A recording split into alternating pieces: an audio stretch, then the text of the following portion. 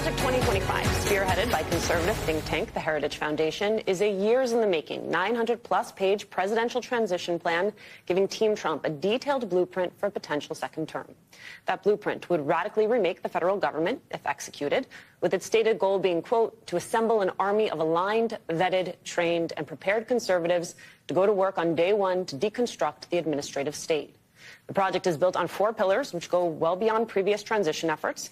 There's the policy agenda, personnel, training, and a 180-day playbook to execute the think tank's plans. Many authors of the blueprint are former Trump officials. Joining us now, one of the architects of Project 2025, the president of the Heritage Foundation, Dr. Kevin Roberts. Good morning, sir.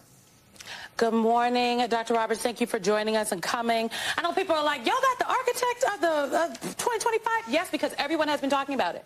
And we saw an interview that you did with the Associated Press, and we've been reading through some things. And I think we just want to first start with anchoring this conversation in. You told the New York Times that this plan is a plan that you know, is for anyone. It's not just for Donald Trump. You would like if President Biden would implement some of it, but you don't think that that's going to happen. And so you reject the assertion that this is a plan that was cooked up specifically for the second coming of the Trump administration. I appreciate that question because as your lobby shows when you walk in, you've got the word honesty and the word accuracy there. That's an honest and accurate depiction, and I'm grateful. Number one, the Heritage Foundation couldn't do that because we are nonpartisan. We can't be tied to one candidate.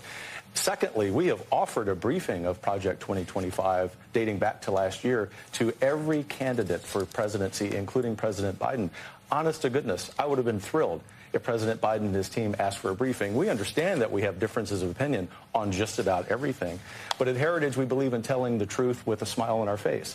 But the last point I should make is that now that President Trump is the nominee, and President Biden has not taken a Project 2025 briefing, President Trump is going to make decisions about policy in his administration if he wins. Project 2025 is something that's going to transcend the next 4 years, the next 10 years. It really is, for the first time in the history of the conservative movement, the apparatus for policy and personnel. That's the most important thing to remember. I have one follow-up. It's just that you have said that this plan is about institutionalizing Trumpism. So, because I also know you all, not just the president of the Heritage Foundation, you're also president of the Heritage Action, which is the political action committee. And so, is it tied to Trump or not? I said the context for that comment to the New York Times was that the work of the Heritage Foundation was to institutionalize Trumpism.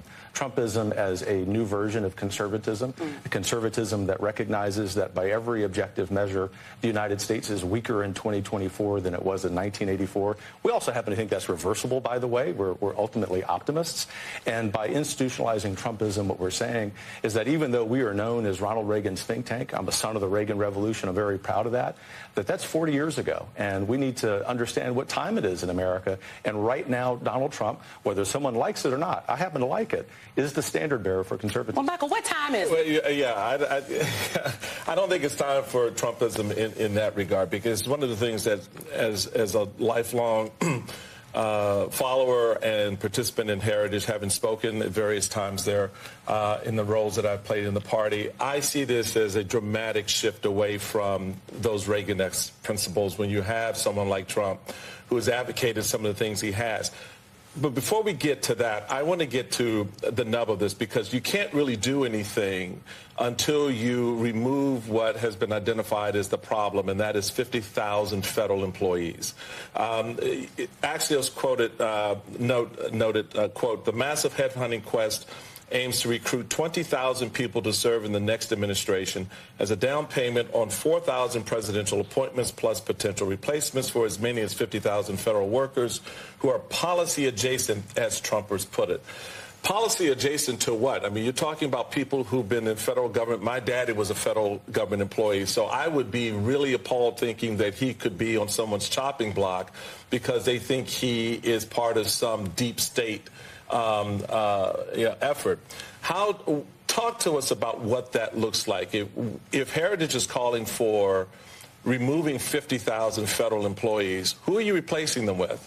The number, and where do they come from? I mean, even if it's not 50,000, if it's 10,000, if it's 2,000, where are they coming from, and who are you replacing them with? Because I suspect a lot of those people you're talking about have been in the federal service for a long time and have served not just Republican administrations, but also Democratic administrations, et cetera. They have, and 95% of them who give political contributions give them to the Democratic Party. I reject out of hand, Michael, that somehow you're going to fire someone because they wrote a check to a Democratic candidate? No, we're going to fire someone, and the number needs to be more than 50,000, considering that there are more than 2 million federal employees. Because over the last century, the radical left has seen the administrative state as the fourth branch of government. They're unelected bureaucrats. Nothing against your dad, obviously, as a human being. You know that about me and Heritage.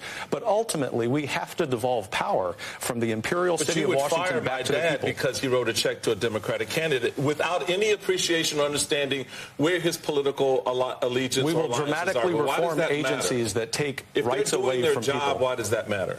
They're doing their job about a mission that's misaligned. For example, the U.S. Department of Education.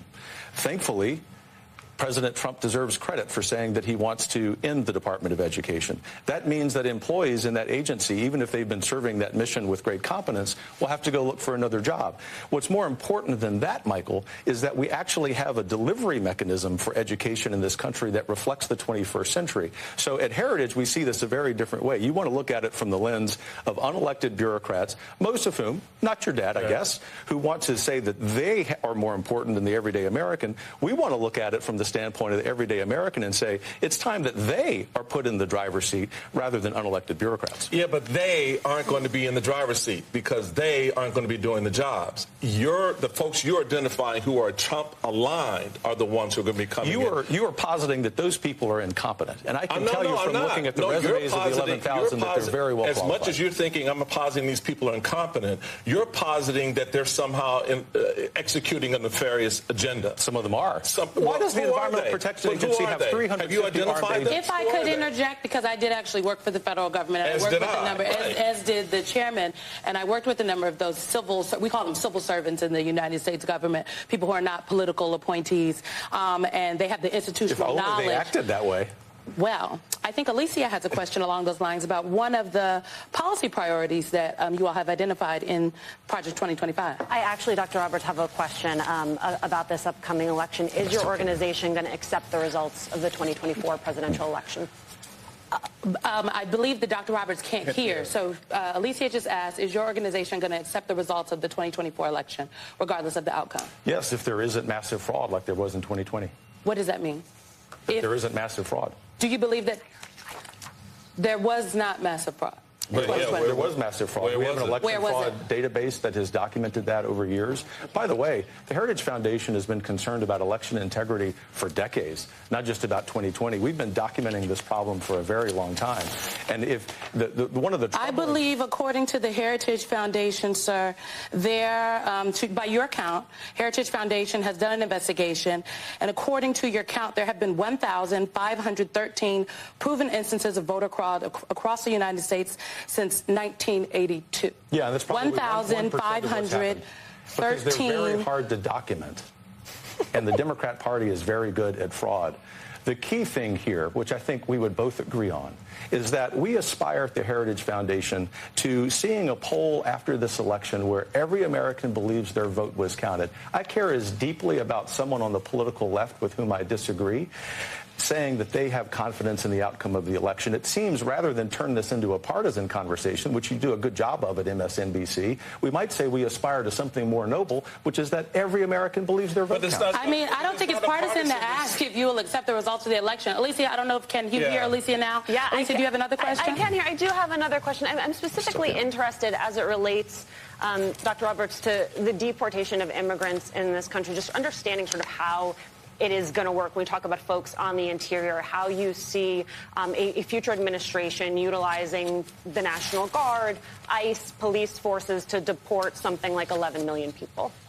Could you hear her? Yeah. So she is asking about immigration and how you see immigration, how in this plan, how you talk about using like the National Guard to deport individuals. Like what is the, Alicia, and do tell me if I am adequately people on the interior specifically. People on the interior specifically, not people in the border, people within this country. Well, first of all, we need to close the border.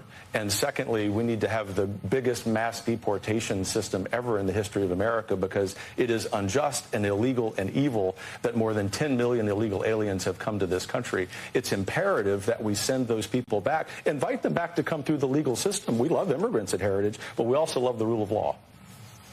So how do you plan to carry that out?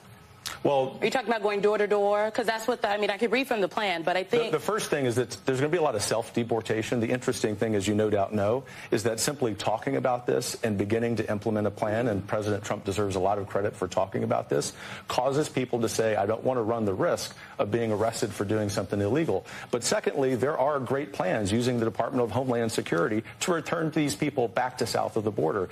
The great thing is, even a majority of people on the political left agree with this because they see the damage that this has done. Well, before we go... I think we want to take a couple more minutes, and so I know we're being told to wrap, but we want to take a few more minutes. I'll stay as long as you want. No. Just ask you real quick. So what do these people do? What are they doing now? Which people? The folks, the 11 million, 20 million, whatever you want to deport. A lot of them are committing crimes like murdering the 12-year-old girl in Houston. In fact, so that's one out of 11 million. What is the... We can take the remaining time of the segment, and I can give you a lot of examples. In Texas, undocumented immigrants were 37.1% less likely to be convicted of a crime. Undocumented immigrants, and according to a survey, University of California Riverside study, 33% less likely to be in prison as of 2021. The young lady killed in I'm just giving the numbers. Well, what do you tell the parents of those people, those young girls who were killed? This is absurdity. The preponderance of these people, Michael, are male. But what is the difference between an illegal immigrant who unfortunately engages in that activity? And we don't like that. I want to be clear. We don't use the term illegal. So undocumented individuals. They're illegal aliens. Undocumented individuals versus anyone else who commits the same crime. Well, I mean, so what you're saying is because you have this instance of individuals behaving badly, that's a reflection of every individual in that community, and that's just not the case. No, what is the case is that because the preponderance. I mean, what percentage of those people, the 11 million that you want to answer your question. I just want to clarify my question. Okay. That's what I'm trying to do. What percentage of those individuals that you want to get rid of, move out of the country, actually commit crimes? Our analysis in Texas, Georgia, and New York shows that a preponderance of the illegals who have come in are unattached male, and there are unattached males, and the disproportionate number of them are people who are not even making any attempt to be legal. But what is that number? Obviously, are you a large number 10 of them out of 1,000, or are you talking, I'm just trying to get... Well, I just would say, and if Alicia were sitting here and you could hear her, she would say that you are weaponizing a horrific murder to smear 11 million people. That is a laughable assertion. What Joe Biden is doing is weaponizing the entire government. Before we let you go, Dr. Roberts, I do want to ask you about abortion because it is an issue that is at the top of mind for folks all over this country right now, waiting on a case from the Supreme Court, EMTALA. In Louisiana, in places all over this country, abortion care is unavailable to people that may need it. You and the organization in this plan talks about changing the Department of Health and Human Services to the Department of Life. Do you think that women in America should be able to get an abortion if that is what their doctor says they need?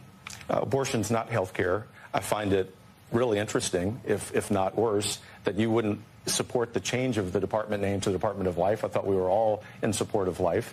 We believe eminently in women's rights, and particularly women's rights in the womb. And so the real question that you should be asking I just want to know, if I may, though, because I do ask the question talking here, about the people who are supporting legislation that abortion can happen until 3 days after the person's born. This is an absurd framing by this network. That is an absurd assertion. As a person with an actual womb, I'm telling you that does not happen. So but let me just back up. Legislators in California, Virginia, New York, who Dr. Roberts, filed this bill. Does Heritage and Project 2025 believe that a woman should be able to have an abortion if her doctor says that she needs one? It's a yes or no question. Abortion is not health care. So abortion is the no? murder of a human being. All right. Well, I disagree thoroughly with Dr. Kevin Roberts, but I am so glad that you were here, and we are so disappointed you couldn't hear Alicia. So that means you got to come back, Dr. Roberts. You got to come back, okay? Thanks for having me.